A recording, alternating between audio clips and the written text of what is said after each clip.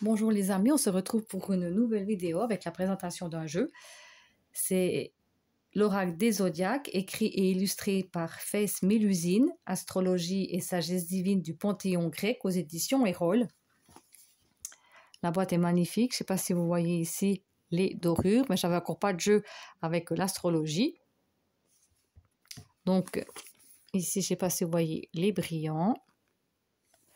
Donc je l'avais vu passer... C'était une vidéo de Célia Melesville, mais c'était quand c'était auto-édité. Et puis là, il est sorti en mass market, donc c'est très bien. Donc je vous lis ce qui est écrit au dos de la boîte. L'oracle des zodiaques. N'est-ce pas vers le ciel que ton regard se porte lorsque tu confies tes vœux aux étoiles? Chaque signe du zodiaque porte en lui une part de lumière et une part d'obscurité. Partir à la rencontre de ces polarités, c'est entamer un profond travail de connaissance de soi et débuter un véritable chemin initiatique pour trouver l'équilibre intérieur. Ce sublime oracle, constitué de 44 cartes richement illustrées, à l'univers foisonnant de symboles et de légendes mythologiques, vous délivrera de nombreux conseils de tirage pour appréhender les différentes facettes de votre personnalité, réaliser des choix de vie éclairés dans les domaines professionnels et sentimentaux, ou encore révéler votre potentiel pour vous reconnecter au cycle de l'univers et de la vie. Laissez-vous guider par le ciel et la sagesse divine du panthéon grec au fil des signes du zodiaque, des astres, des saisons, des éléments et des maisons astrologiques. Cet oracle est constitué de 44 cartes et du livre d'accompagnement en couleur de 144 pages, tirage proposé par Sandrine HK. Je ne sais pas si vous avez déjà vu des vidéos justement aussi sur YouTube de Sandrine HK. Voilà.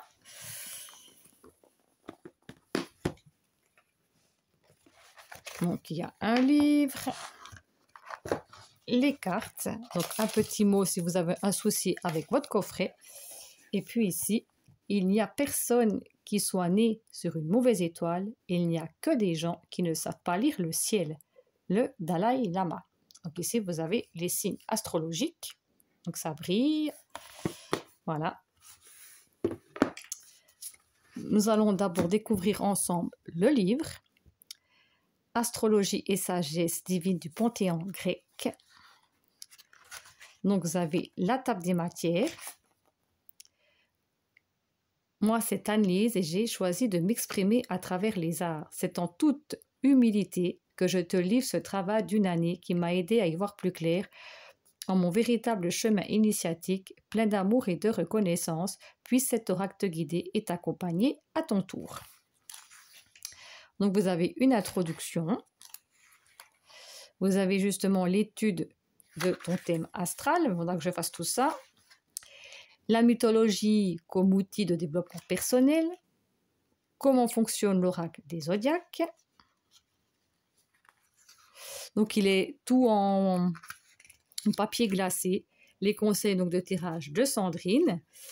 N'étant pas cartomancienne ni spécialiste en tirage, j'ai demandé de l'aide à Sandrine HK, qui m'a fait l'honneur de délivrer ses précieux conseils dans l'oracle des zodiaques. Donc, vous avez le tirage en une carte, le tirage en deux cartes, le tirage en croix, tirage des 12 maisons, il y a le tirage en croix spécial maison, tirage zodiaque, et puis vous avez les zodiaques. Donc là, vous avez la carte, les éléments justement du signe, côté lumière, côté ombre, et ce que cette carte peut révéler.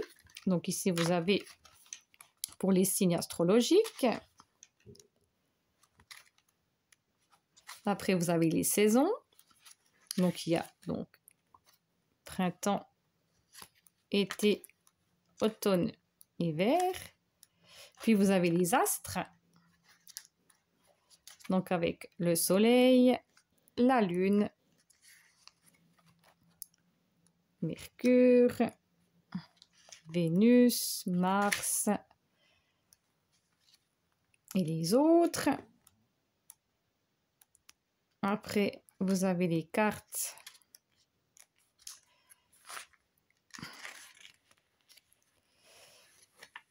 donc il y a Chiron, Vesta, les éléments,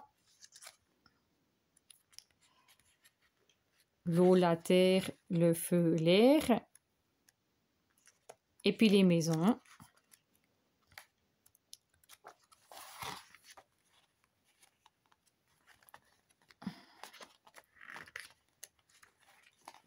Les biographies. Et voilà. Donc nous allons prendre une carte à la fin pour voir le descriptif de la carte. Donc, ils sont assez grandes. Le dos est comme ceci. Il y a des effets brillants.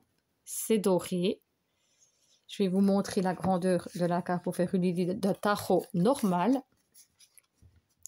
Donc, elles sont quand même assez grandes. Hein, si vous avez des petites mains. Soit vous les tournez à l'envers, mais il y en a qui n'aiment pas. Hein, il y en a qui les mettent comme ça, mais il y en a qui n'aiment pas. Donc, nous allons passer aux cartes. Et puis, il y a des effets dorés. Je ne sais pas si on le voit bien. Et là, donc, vous avez le nom de la carte. Donc, si c'est une signe astrologique, côté positif de la carte. Et si vous avez le côté inversé.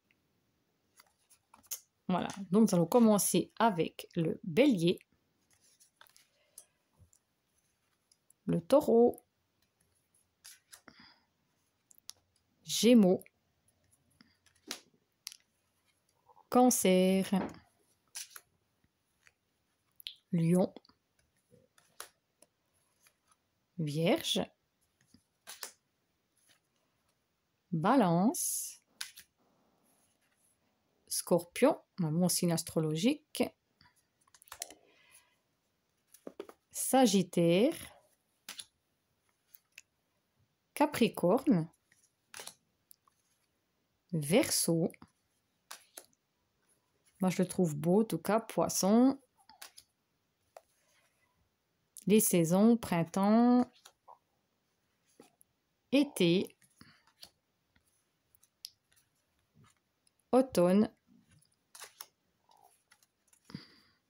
hiver, le soleil, la lune, Mercure, Vénus, Mars, Jupiter, Saturne, Uranus, Neptune, Pluton, Chiron, Vesta, Feu, Terre, donc les éléments air, eau et les maisons. 1, 2, 3, 4, 5, 6, 7, 8, 9, 10, 11 et 12.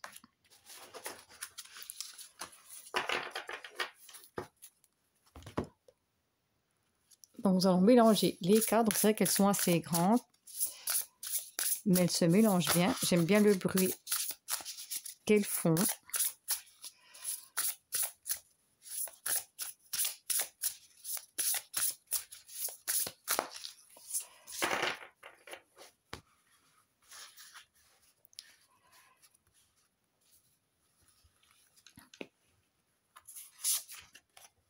Et nous avons Vénus.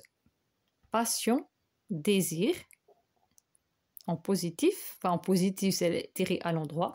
Et à l'envers, haine, jalousie. Donc, nous allons voir le descriptif de la carte.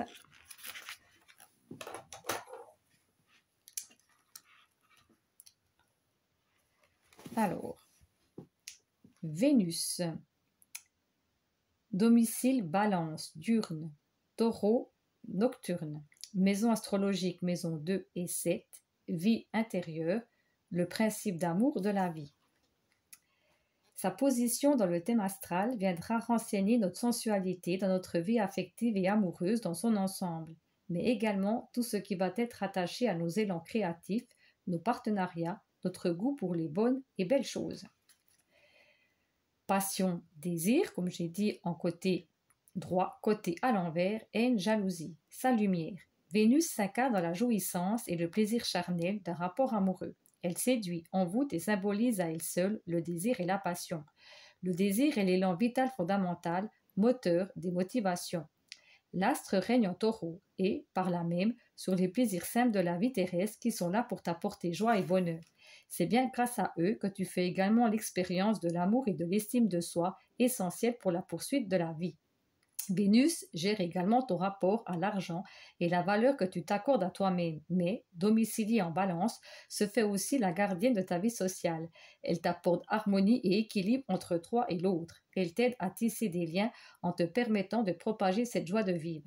Elle t'encourage à nouer des relations qui te rendent heureux ou heureuse, non seulement amoureuse, mais aussi amicale et professionnelle. Ces relations qu'elle place sur ton chemin ont pour vocation un apprentissage de ton être pour un subtil effet miroir. Elle t'entraîne à la connexion au sacré et t'invite à la spiritualité grâce à l'amour.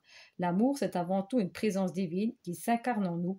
Il est ce que nous sommes et l'essence même de notre être. Nous n'avons pas besoin d'amour, nous sommes amour. Vénus insuffle la beauté, et c'est tout naturellement qu'elle personnifie les arts et l'estime en général. De ce fait, elle valorise l'expression de soi créative et la beauté. Vénus en Taureau est l'épicurienne passionnée, tout en jouissance, volupté et plaisir terrestre. Vénus en Balance, quant à elle, nous parle d'harmonie, de charme, de raffinement, de partage et d'empathie. Son ombre, Vénus, ne reste pas toujours modérée et peut devenir brûlante sous sa forme infernale, voire meurtrière. Ne dit-on pas qu'entre l'amour et la haine, il n'y a qu'un pas? Là où l'amour conduit à l'unité, la haine amène à la séparation. C'est ainsi qu'elle t'incite à la jalousie et au jugement de l'autre, mais également au rejet, à l'abandon et à l'humiliation, qu'il soit tourné vers l'autre ou vers toi-même. C'est bien Vénus qui te dit que tu n'es pas assez et qui te compare aux autres. Dans son aspect dissonant, cette quête du plaisir et du désir de plaire à tout prix peuvent conduire à un rejet de toute norme, alors jugée comme une contrainte. Plus rien d'autre n'a d'importance que la satisfaction de nos désirs du moment, nous papillonnons sans jamais nous enraciner réellement. Vénus rétrograde près de 42 jours, tous les 18 mois environ, et cela peut venir affecter nos relations amoureuses et amicales.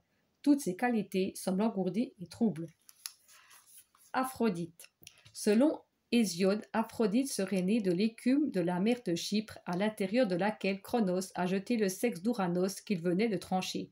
Elle est la déesse de l'amour et de la beauté, par conséquent de l'art et de la volupté. Elle incarne la toute-puissance du désir amoureux, les forces irrépressibles de la fécondité, indispensables à la reproduction. C'est l'amour au sens physique, le plaisir charnel. Elle a pour attribut la rose, le myrte et la colombe, mais également une ceinture brodée d'or qui déchaîne les passions. Sa beauté est telle qu'elle sèmera la discorde au sein de l'Olympe. Zeus la mariera à Héphaïstos, mais il nouera une longue relation avec Arès, comme si finalement l'amour porté par Aphrodite et la guerre par Arès ne sont en fait que deux facettes d'une même réalité. Et le symbolisme de la carte, parce qu'il y a pas mal sur Vénus, la rose est une fleur d'une beauté remarquable qui en envoûte par son parfum, telle Aphrodite. La rose symbolise la coupe de vie, l'âme, le cœur, l'amour. Sa forme si particulière nous invite à la contemplation. Elle désigne la perfection et l'accomplissement sans défaut. Le myrte est un arbuste sacré qui était tressé en couronne lors des mariages antiques et très largement associé à l'érotisme. La pomme est le symbole du désir, le pommier, l'arbre de l'amour. Elle est placée ici en référence également à la pomme de la discorde lors du jugement de Paris qui désignait Aphrodite comme étant la plus belle entre elles. Héra et Athéna, chaque qui conduisit à la guerre de Troie. La colombe est le symbole d'Aphrodite, oiseau de la femme, de la beauté et de la grâce. Ce que cette carte peut te révéler, les énergies de Vénus t'incitent à partir à la recherche de ce qui te fait du bien et qui t'apporte pleine satisfaction. C'est dans cette joie que tu vas faire l'expérience de l'amour de soi. Peut-être que dévoué aux autres, tu t'es un peu oublié, ou que le fait de s'offrir du plaisir à soi et rien qu'à soi est perçu comme un acte égoïste. Aphrodite t'appelle à te reconnecter à ta sensualité et à ta sexualité. Sens-toi beau, belle et désirable, car bien sûr que tu l'es. Apprends à t'aimer tel que tu es. Il semble que ce soit la réponse à ta question. Comment aimer l'autre si tu ne parviens pas à t'aimer toi-même? T'être fidèle et loyal et te faire passer toi en premier ou en première. Voilà le message de la carte et ce que vous pouvez trouver dans le livre. Donc j'espère que cette vidéo vous a plu, que cette découverte d'oracle vous a parlé. Dites-moi tous en commentaire comme d'habitude si vous le souhaitez, si vous l'avez, si vous comptez pourquoi pas vous le procurer. Si c'est le cas, n'oubliez pas d'activer justement le petit pouce en l'air. Ça me ferait très plaisir de vous abonner à ma chaîne si vous le souhaitez. Et puis comme d'habitude, prenez bien soin de vous ainsi que de vos proches. Et moi, je vous fais de gros bisous. À bientôt. Bye bye.